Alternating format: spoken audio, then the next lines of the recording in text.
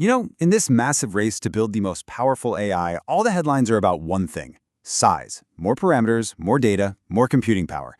But behind this whole horsepower race, there's a hidden story, a really crucial economic reality that's changing the entire game.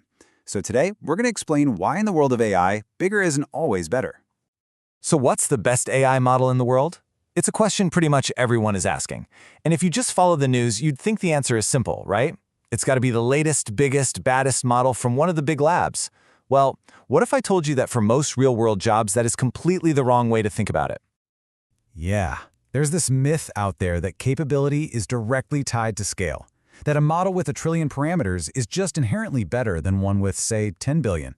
And look, it's an easy assumption to make, but it totally overlooks a critical and very expensive piece of the puzzle. So let's dive into this AI horsepower race. For the last few years, the AI world has been absolutely locked in this competition. Every few months, boom, a new model drops. It's bigger, it's more complex than the last one, and it's claiming to be the new state-of-the-art. And a perfect example of this is Kimi K2 from Moonshot AI. This thing is a massive open-source model. It's built for super complex reasoning in these things called agentic tasks, and it's going head-to-head with the best of the best from giants like OpenAI and Anthropic. I mean, it is an incredible piece of engineering. But here's where that scale becomes very, very real. Just to run a compressed version of Kimi K2, and I mean a quantized 1.8-bit version, you need a machine with a combined 247 gigabytes of RAM and VRAM. Just to put that in perspective, a really high-end laptop might have 32 gigs. We're talking about serious server-grade hardware just to get the thing to turn on. And believe me, that has a cost. And this is exactly where we find the hidden price tag. It's not about how well a model scores on some academic benchmark. It's about what it costs to actually use it to do something useful. Welcome to the world of AI inference economics. Okay, so let's make this real. A recent analysis put Kimi K2 up against a comparable model, Claude Sonnet 4. They had them do a series of real-world coding tasks. Now, both are super powerful, but their economics, well, they tell two very, very different stories.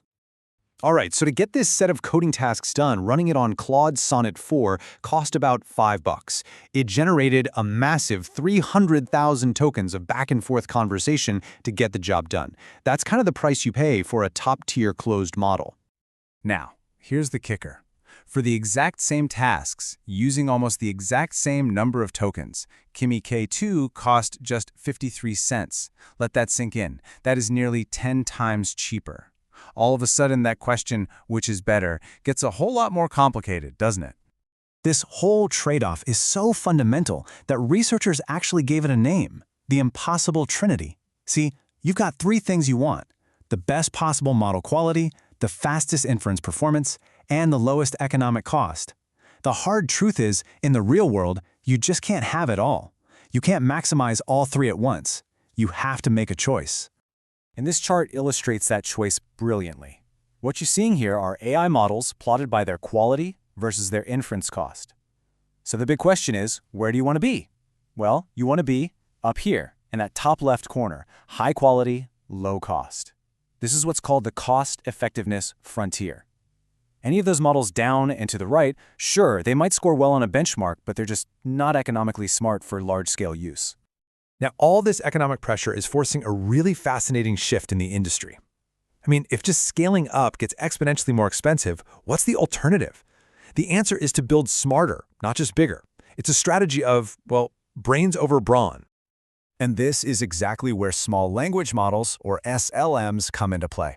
We're talking about models with under 10 billion parameters, sometimes way, way less, that are designed from the ground up to be efficient and specialized, instead of trying to be some giant one-size-fits-all solution. But here's the secret sauce. Their real power doesn't just come from being smaller. It comes from being part of a smarter system, what you might call an agentic framework that orchestrates the model's abilities in a much more intelligent way. These frameworks work kind of like a project manager. Take this one, the Nanobio Agent Framework. It's designed for complex genomics questions. So instead of just throwing one giant prompt at a single huge model, it breaks the problem down. It classifies the task, figures out a plan, and then uses these small, specialized tools, some of which are tiny AIs themselves, to execute each step, like querying a database or parsing a document. And the results are just stunning. This graph shows you the performance of different models on that genomics task. See that bottom line? That's just direct prompting. Doesn't do very well. The middle line is a bit more advanced, but look at that top green line. Those are small models, between 3 and 10 billion parameters, but they're using that smart agent framework, and they are consistently hitting 85 to 97% accuracy, absolutely crushing much larger models that are just trying to brute force an answer. This all leads to a powerful new philosophy in AI development, and it's best summed up by the researchers themselves. The key to effective AI deployment lies not in model size, but in architectural innovation. I mean, that's a complete paradigm shift. So, how should we be thinking about comparing models now? It's clearly not just about benchmark scores anymore. We have to bring economics and efficiency right into the center of the picture. Let's go back to our production frontier chart one more time. Thinking like an AI economist means you're looking for value, not just raw power. The best model for your job isn't the biggest bubble, it's the bubble that's pushed furthest into that top left corner. Efficiency, that's the new benchmark for excellence. So, what does this all mean for the future of AI? Well, it means the landscape is about to get way more diverse and interesting from just a simple battle of titans. So let's quickly recap the big points. First off, bigger isn't always better, because actually using these things, AI inference, is expensive. That means the real race is now about economic efficiency. Second, as we just saw, small models with smart architectures can totally outperform the giants on specialized jobs. And finally, this all points to a future that's this rich ecosystem. You'll have giant generalist models working right alongside an army of hyper-efficient specialists. And that leaves us with a pretty fascinating thought.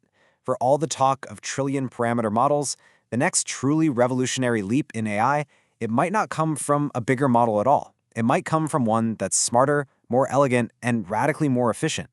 The only question is, which future are we going to choose to build?